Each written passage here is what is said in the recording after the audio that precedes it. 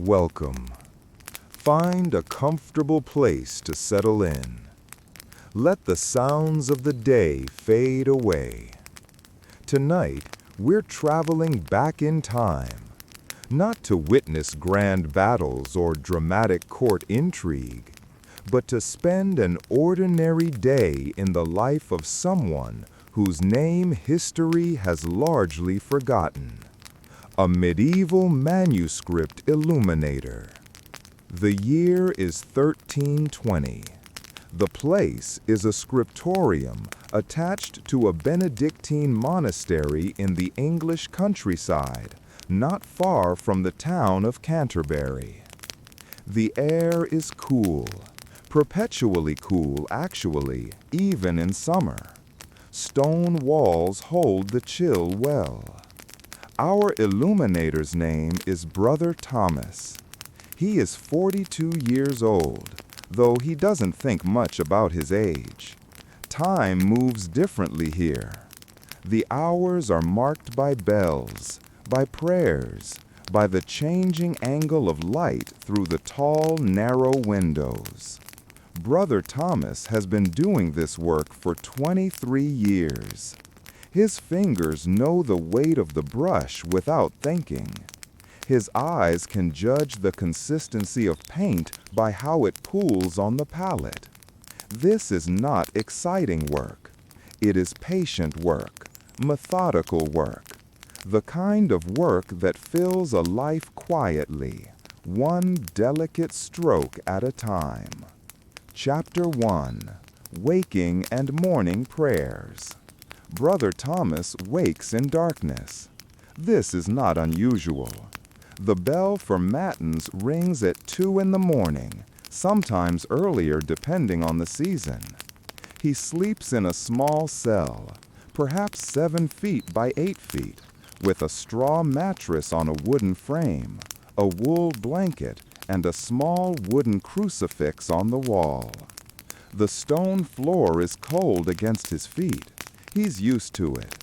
He pulls on his habit, the same rough wool he wore yesterday and will wear tomorrow. There are no choices to make about clothing, no decisions about what matches or what's comfortable. Just the habit, just the day. He walks slowly through the dark corridor to the chapel. His sandals make soft shuffling sounds. Other brothers move like shadows in the darkness. No one speaks. The rule of silence holds especially strong in these pre-dawn hours. The chapel is lit with candles, not bright, just enough light to see the text of the Psalter. The service of matins lasts about an hour. Brother Thomas knows all the words. His lips move automatically, while his mind is already thinking about the page waiting for him, the elaborate capital D he's working on, the way the gold leaf caught the light yesterday afternoon, whether he mixed the azure blue correctly. After matins, there is lauds at dawn, then prime at 6. Between these services, the brothers return to their cells to rest briefly, but Brother Thomas often doesn't sleep. He simply sits, waits, watches the darkness gradually become gray, then pale, then golden. Chapter 2. Breakfast and Preparation. After prime, there is breakfast in the refectory. The word breakfast might give the wrong impression. It isn't a meal exactly, more like sustenance. A piece of dark bread, sometimes a small portion of cheese, a cup of weak ale. The brothers eat in silence while one of the younger monks reads aloud from Scripture. Brother Thomas chews slowly. The bread is coarse, made from barley and rye. It has a dense, slightly sour taste. He doesn't mind it. He doesn't particularly enjoy it either. It's just bread. It fills the hollow space in his stomach. That's enough. After breakfast, there's a brief period of free time before terce at 9. This is when Brother Thomas walks to the scriptorium. It's a separate building from the main monastery complex, attached by a covered walkway. The scriptorium needs to be separate, quiet, isolated. The work done here requires absolute concentration. He arrives while the room is still cold. The scriptorium has 4 tall windows, all facing north. North light is best for this work. It doesn't change as dramatically throughout the day. No harsh shadows, no blinding brightness. Just consistent, cool, clear light. Brother Thomas goes to his desk. It's the 3rd one from the window, the same desk he's worked at for over 20 years. The wood is stained with tiny spots of color, a constellation of accidents. A drop of vermilion from 1308, a smear of verdigris from 1315. The wood itself is smooth from years of hands resting on it. He prepares his workspace methodically. First, he checks his brushes. He has 7 brushes, each made from different materials. Squirrel hair for the finest lines, hog bristle for applying gesso. The brushes live in a small wooden box, wrapped in linen cloth to protect them. Next, he examines his pigments. These are kept in small clay pots with wax-sealed lids. He has vermilion, made from crushed cinnabar. Azure blue, made from lapis lazuli ground so fine it's like powder. Yellow ochre, lead white, verdigris. Each color has been prepared with enormous care. Some of these pigments cost more than gold. The lapis lazuli, for instance. It comes from Afghanistan, carried along trade routes over mountains and deserts. A small pot of ultramarine blue might cost more than Brother Thomas sees in a year. He doesn't think about the cost. That's the abbot's concern. Brother Thomas just thinks about the color, how it looks, how it behaves when mixed with egg tempera, how it sits on the parchment. Chapter 3. The Morning's Work. Preparing the Page. Today, Brother Thomas is working on a psalter.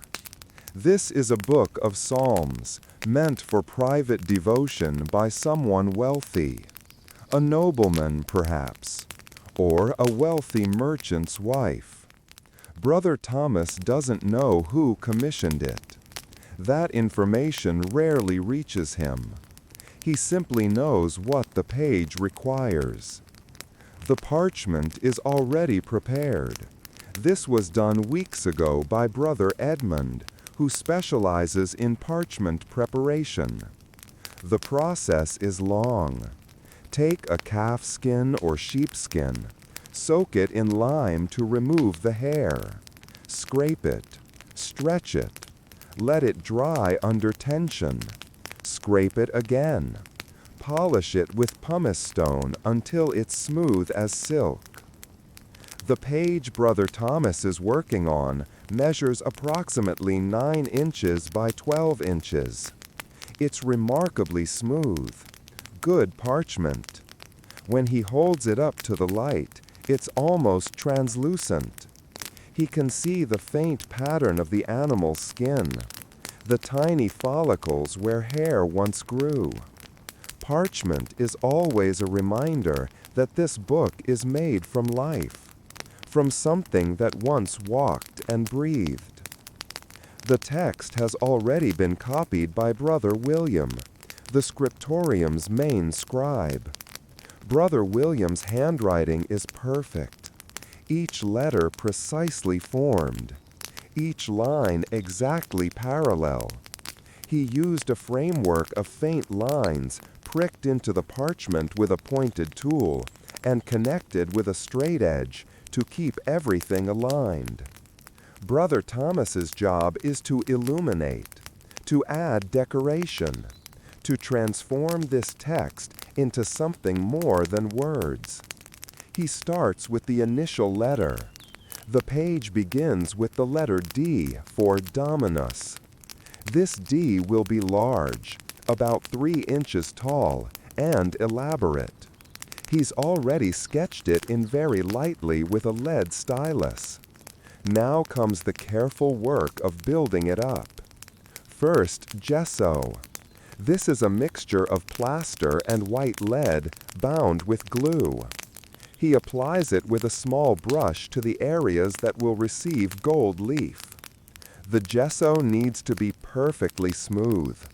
Any bump or irregularity will show through the gold. He applies it in thin layers. One layer, let it dry. Another layer, let it dry. Drying takes time. While the gesso dries, Brother Thomas works on other parts of the page. The margins need decoration. Small flowers, vines, tiny creatures. These marginal decorations are in some ways the most enjoyable part.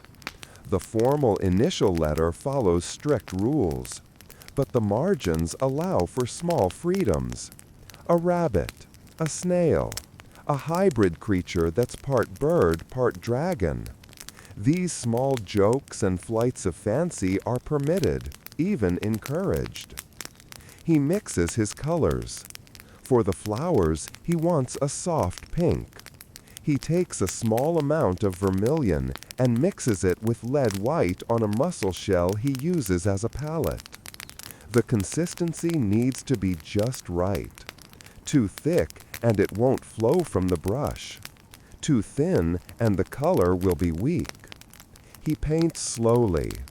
Each petal is 3 brush strokes. One for the main shape, one for the shadow, one for the highlight. This rhythm is meditative.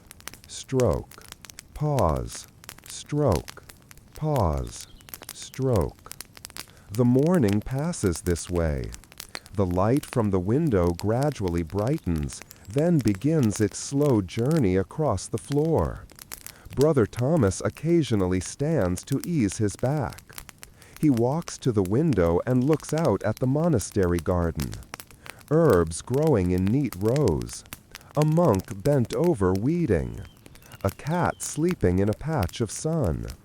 Then he returns to his desk, returns to the page. The gesso has dried. Chapter 4.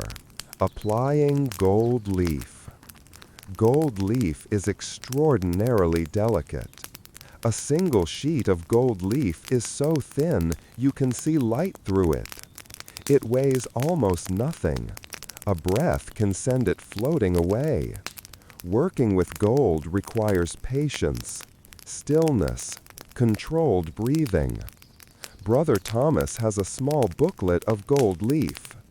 Each sheet is separated by pages of vellum. He opens the booklet carefully, uses a gilding knife, a broad, flat blade, to lift a single sheet of gold. The gold clings to the blade through some mysterious affinity. Perhaps moisture, perhaps something else. Brother Thomas doesn't question it. It simply works. He breathes on the gesso.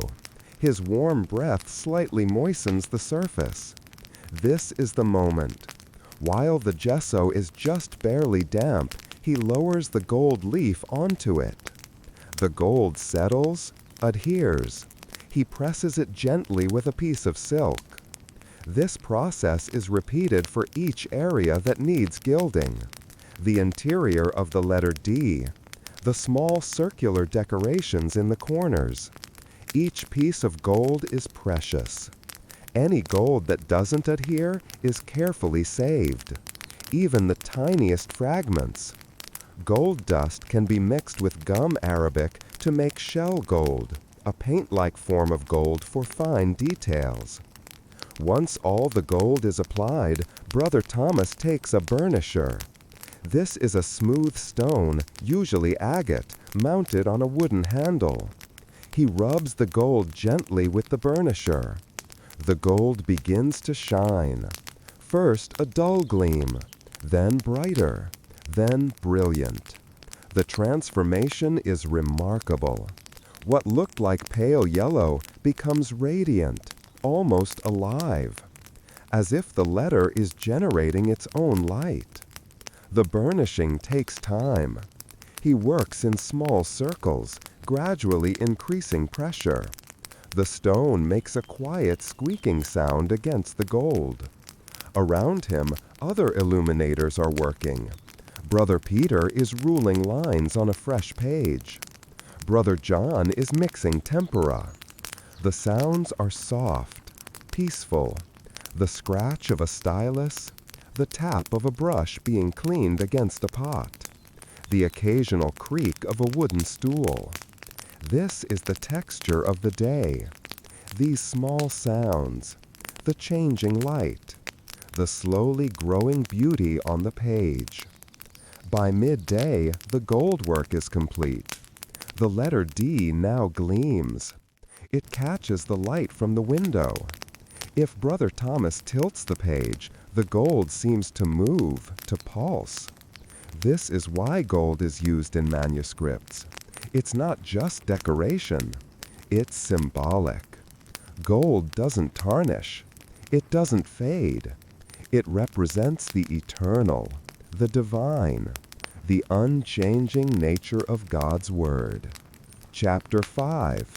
Midday Meal and Rest. At noon, the bell rings for sext. The monks stop their work and file to the chapel for midday prayers. After sext comes dinner, the main meal of the day. In the Benedictine tradition, this is eaten in early afternoon. Today there's pottage. This is a thick soup made from peas, onions, and herbs. It's served with bread, and because it's not a fast day, there's also fish. A small portion of salted herring.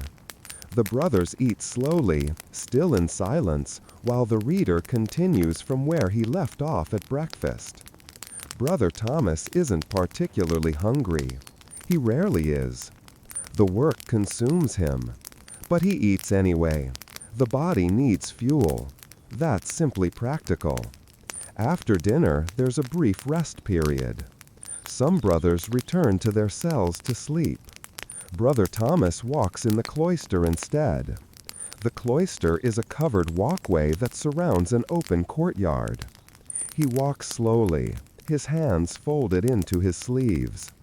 His mind is still on the page. He's thinking about the colors he'll use this afternoon. The letter D needs a background. He's considering deep blue, azure, mixed with a touch of white to lighten it slightly. Or perhaps green, verdurous with yellow ochre. The courtyard garden is quiet. Bees move between lavender flowers. The sound is drowsy, peaceful. A bell rings somewhere in the distance, probably from the town. Brother Thomas completes 3 circuits of the cloister, then returns to the